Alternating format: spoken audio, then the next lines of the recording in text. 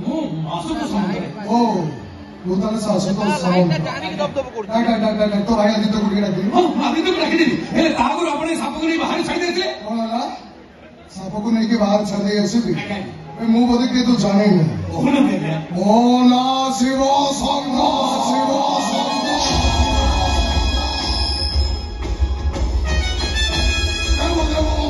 କଳାସୁମତି ଶିବଙ୍କ ପରି ମୋର ବି ସେମିତି ସାପ ଅତି ନିଜ